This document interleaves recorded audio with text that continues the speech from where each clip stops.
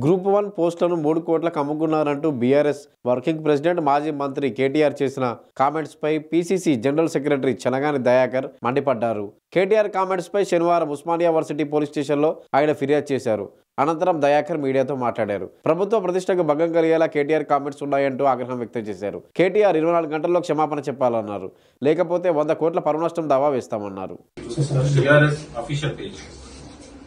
ఇది మీరు చాలా సీరియస్ గా కేసు కట్టి కేటీఆర్ ఇక్కడ పిలవాలి సార్.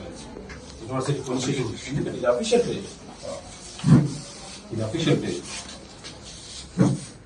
మీకు పూర్తి ఎవిడెన్స్ లింక్ అన్ని కూడా మీకు మేము సబ్మిట్ చేస్తాం సార్. ఎందుకంటే వాళ్ళు నిన్న వచ్చిన పత్రికల్లో కొన్ని వర్షాలు కావచ్చు, ఇది బీఆర్ అఫీషియల్ వరకు డిలీట్ చేయలేదు.